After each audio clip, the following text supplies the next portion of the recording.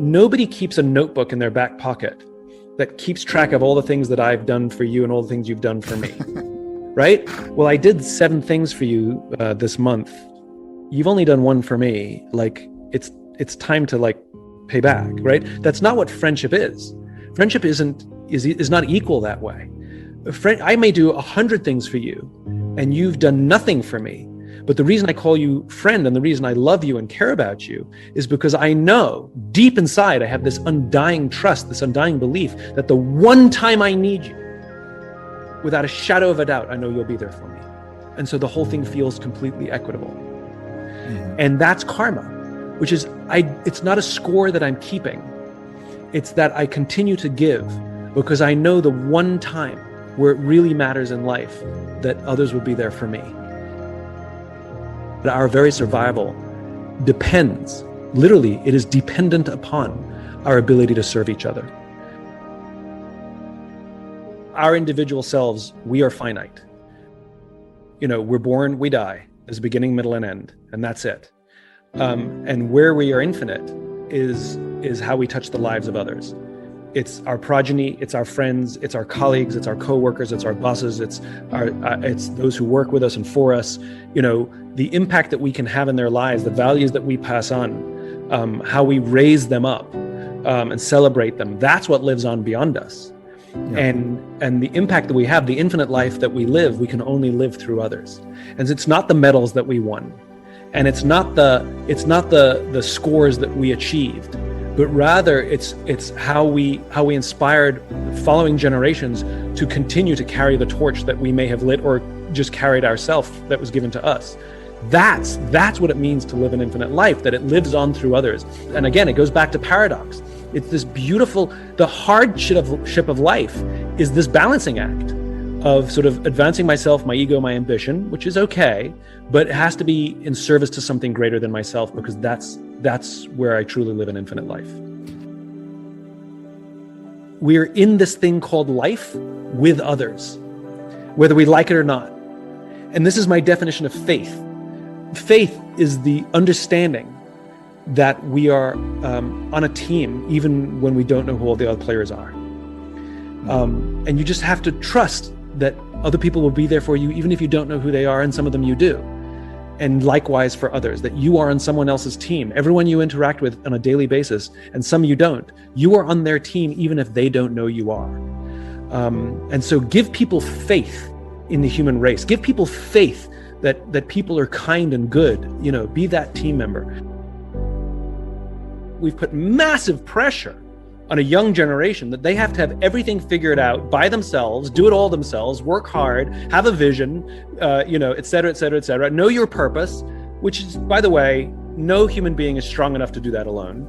And we've forgotten the value of service, service to our fellow human beings, service to our community. There's just sort of a decline in the sense of taking care of each other. And the great irony is, as social animals, we only thrive as individuals when we also take care of each other. To what end is the question I would ask. To what end? You want to make money. To what end? You want to get a promotion. To what end? So you can retire. They're not going to write the last balance in your bank account on your tombstone. Nobody wants the title on their last business card on their tombstone. We want to be remembered for the kind of people we were.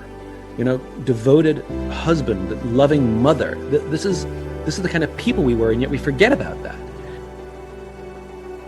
Dr. James Carse, who in the mid-1980s articulated these two types of games, finite games and infinite games. A finite game is defined as known players, fixed rules, and an agreed-upon objective. Football, baseball. There's always a beginning, middle, and an end. And if there's a winner, necessarily there has to be a loser. And then you have infinite games. Infinite games are defined as known and unknown players, which means new players can join at any time. The rules are changeable, which means everyone can play however they want. And the objective is to perpetuate the game, to stay in the game as long as possible. Turns out we're players in infinite games every day of our lives. There's no such thing as winning global politics. There's no such thing as winning education. You can come in first for the finite amount of time you're at school, because there's an agreed upon metric system and there's agreed upon standards as to what first looks like, but nobody wins education. Nobody gets declared the winner of careers. And there's definitely no such thing as winning business or winning politics. You can win an election, but you can't win politics. But if we listen to the language of so many of our leaders, it becomes abundantly clear that they don't know the game they're playing in. They talk about being number one, being the best, or beating their competition. Based on what? Based upon what agreed upon objectives, metrics, or timeframes. And this is a serious problem, because when we play with a finite mindset in an infinite game, when we play to win in a game that has no finish line, there are some consistent and predictable outcomes. The big ones include the decline of trust, the decline of cooperation, and the decline of innovation. And when you talk about modern day politics, what do we see? Nothing short of decline of trust and decline of cooperation. They're not working together for the greater good. They're working together to see themselves reelected, whether as an individual or as a party, to stay in power. And sometimes that means doing things that will actually hurt us, the general population, the voter, to protect themselves or protect their images.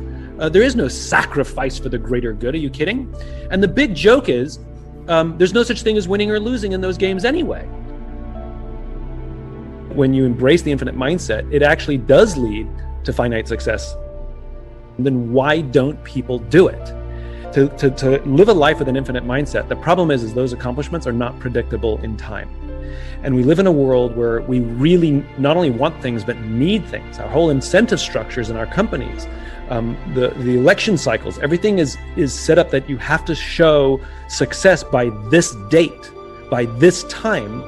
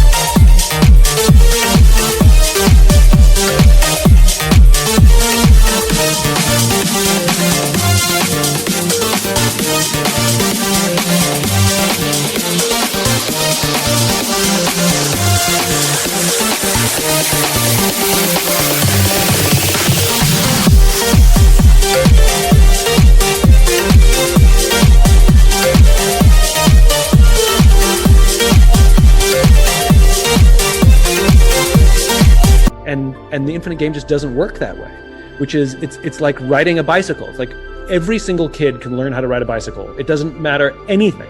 You can learn how to ride a bike. There's a process. You have to start with training wheels. You take one wheel off. You take two wheels off. One of your parents is holding the back of the seat. At some point, they'll let go. You'll look down. You'll freak out. You'll fall over, And if you just go through this process, 100% of kids will learn how to ride a bicycle. The problem is I don't know how long it takes. Right. Some kids will learn quickly. Some kids will learn slowly. Every kid learns how to walk. Every kid learns how to talk. Parents compare. How long did yours take to walk? Mine's a little slow, right? It's okay. There's a process, and 100% of the time it works. And the fear we have is to trust the process. And so we hijack the process for the short-term gain while doing long-term damage to ourselves or organizations, rather than simply trusting the process, working out, all of these things. If you trust the process, 100% of people will get into shape. If you simply work out for 20 minutes a day, 100%. But I just don't know when. That intense surge of dopamine that you get when we win is highly addictive. And because the feeling does go away, you're right, nobody is celebrating hitting that goal from a year ago. Like, the feeling's gone, right? Yeah. But the problem is that because it feels so good, we think that the only way to feel good is to get another hit, get another hit, get another hit, get another hit, which is how addiction works.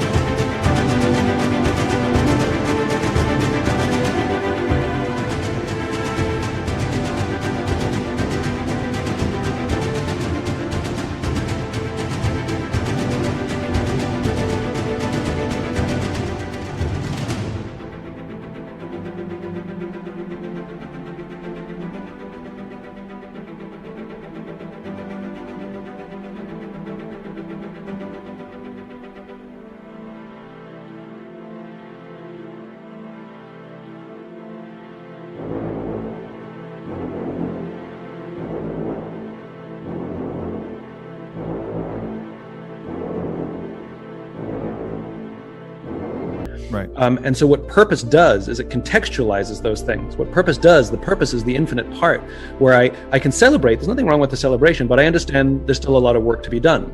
That this will go forever. And the funny thing is, we're so obsessed with the finite. I mean, take exercise as a great example of the analogies we should be using. So you want to be healthy, great. There's a whole list of things you have to do. You've got to exercise, you've got to eat right, you've got to get sleep, you've got to nurture personal relationships. The list goes on and on and on. You can't do them all perfectly all the time. Some of that causes stress, but you got to kind of like try and do as best you can. So pick one of them, exercise, right? There's nothing wrong with having a finite game within that. And so we get to exercising and doing the work, and we weigh ourselves every day. And if we have a good day, we feel all great. And if we have a bad day, we feel all down. And if you hit your goal on the right date, on the right time, you feel amazing. This feeling of incredible success, except you have to keep exercising for the rest of your life. Like, it's not over, right? It's just one of the steps. It's one of the milestones, but you have to keep at it. And what happens if you miss your goal? Nothing happens, right? In fact, you're way healthier now than you were when you started, and you'll probably hit your goal in 2 or 3 more months if you just keep at it. And the problem is we prioritize those that hit the number on the date, and we ignore those that are building good teams with good relationships and good product and good service. And we don't reward those people, even though we can see they'll hit their numbers in 13 months instead of 12. And all of the choices we make, the finite choices we make, have to be in service to health, right? We can't just win for now, and if I create problems, I'm going to be retired. It's not my problem, it's yours. We can't do that.